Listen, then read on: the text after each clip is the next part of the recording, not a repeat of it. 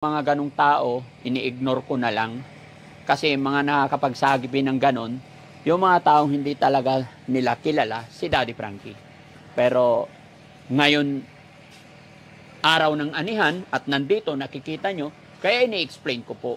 Hindi pa po ako nagbablog, eto na po yung hanap buhay ni Daddy Frankie. Po sa bukid, marami din. Kasagsagan po ng ani ngayon, kaya thanks to God, sana tuloy-tuloy pa na hindi muna umulan. Kasi kawawa yung mga magsasaka. So yun mga kababayan, mga kabarangay, no? Kararating lang ni Daddy Frankie galing Maynila. Nagmadali talaga akong umuwi. Kasi ito yung mga staff natin dito. Check din natin itong mga pinabilad natin. Chong! Yung nasa loob, tuyo na to? Yung nasa loob, ha? Sige. Ayan, okay na rin yan. Sige. Baka mabasa naman dyan. Ha? Lagyan ng tulda. Lagyan ng tulda dyan.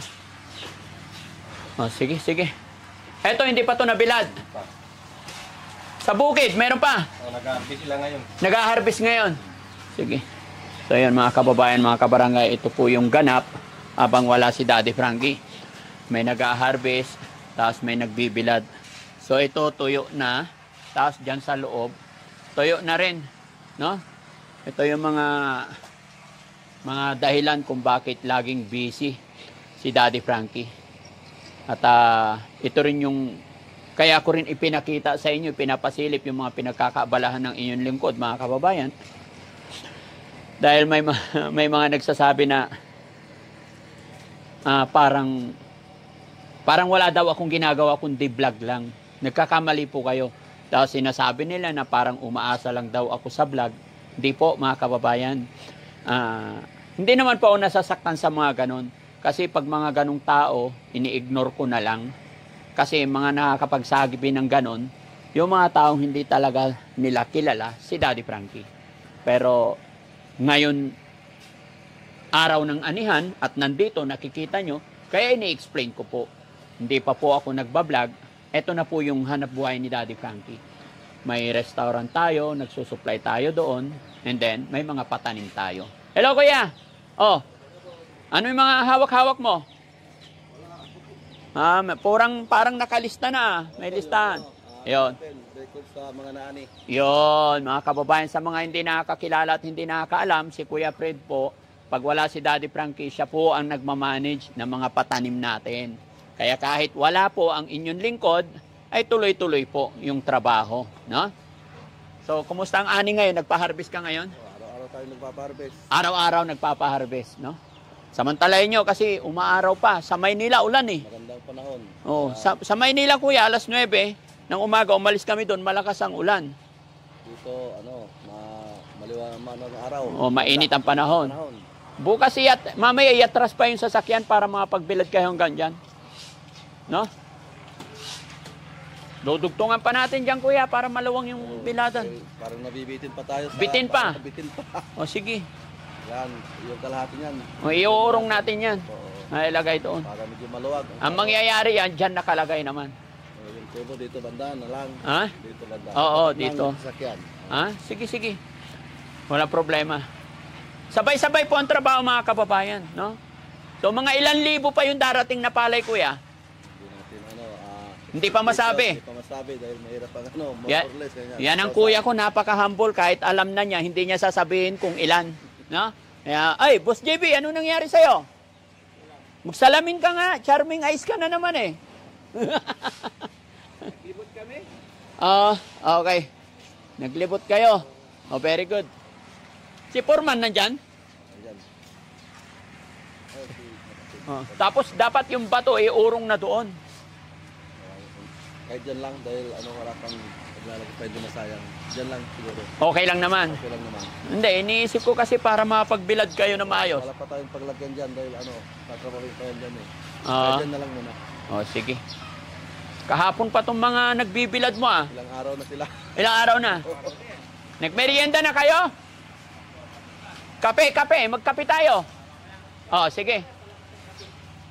Yung termo, saka kape. asukal dito. Oo, saan si, si Yaya? Pag maglagay kayo ng ano dito, thermos, kung sinong gustong magkape, ano, okay ka lang, kuya? Yes po. Ayun. Oo. Naku, mahirap magtrabaho, wag nyo silang pabayaan sa ano. Okay? So, ayan mga kababayan, mga kabarangay, maraming salamat. Pero ipasilip ko sa inyo rin itong ginagawa ko dito. No?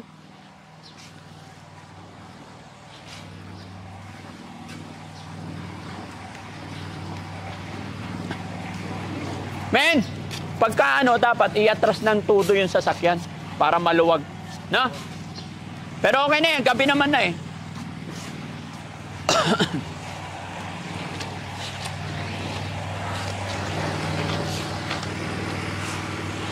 Nagpo-poste na sila.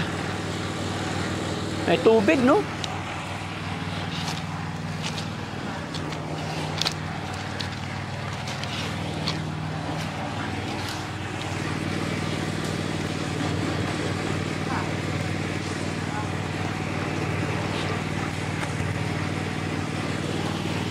Yung mga sitaw natuyo na. Hindi na naani. Ganda ng gulay, oh. May bunga na agad. No? Ito maganda, mababa. Namumunga na. Ang galing. Daming sitaw. Hindi na kayang pitasin. Tumanda na. Sayang.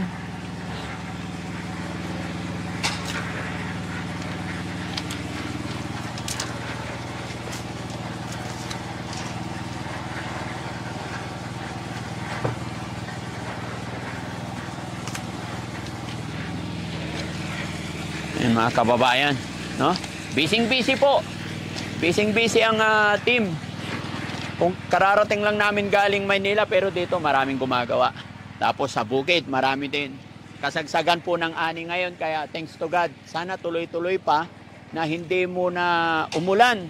Kasi kawawa yung mga magsasaka. Purman!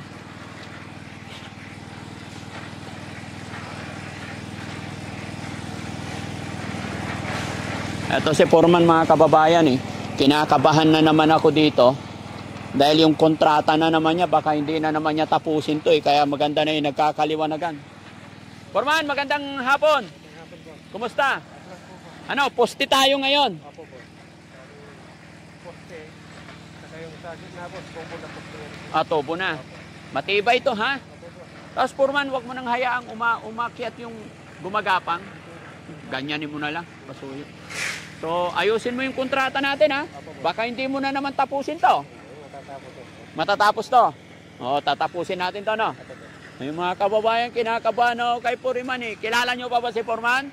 Ito yung Foreman natin doon sa kabilang bayan.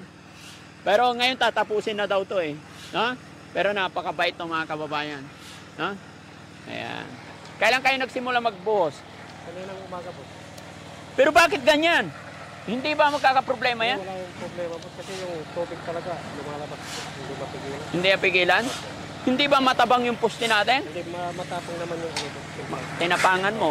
Eh kahit anong tapang, malabnaw naman. Hindi naman, walang problema yan boss kasi bababa naman yung tubig. Ay, ganon?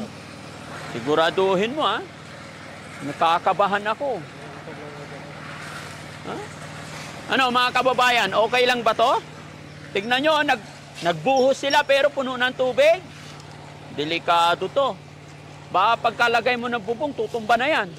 Hindi. Makapal yung pundasyon natin. Malaki yan. Malalim. Malalim. Kumusta yung makina ng natin? Okay lang? Pundasyon naman mo. Huwag mong patutuyuan, ha? Yung langis. Oh, check mo lagi, ha? Ay, yung gasolina niya. Bali, bumili ako kanina. Oh, sige. Gawan mo lang ng lahat. Kanina lang kayo nagsimula o kahapon? Ngayon lang po. Itong araw na to? Oh. Doon sa kabila, mayroon doon? Okay. Matagal pa ba doon? Pintura? Siguro 1 week siguro. 1 week tapos na. Oh, tapusin para makapag-focus tayo rito. Lahat ng tao dito, full force tayo rito. Ha? Ilang araw kaya ito? Medyo malawak. 10 araw, kaya na? Hindi po. Malaki yung bubong eh. Malaki yung bubong. Di ba may mga order na tayo nakaraan? Binayaran ko na yung iba. Opo. Ayusin mo baka... Deliver na po. O kaya nga. Kasi yung semento, pulpak pa yung bodega mo. Kaya hindi ko pa kinuha lahat. Di bali, pag nabubungan natin to, luluwag na naman. Opo. At saka, pag natapos to, sementuhin daw to. Ito, sementuhin na. Doon na lang yung kubo ulit. Kailangan pa rin ng biladan eh. No? Yun na, pasikip na ng pasikip.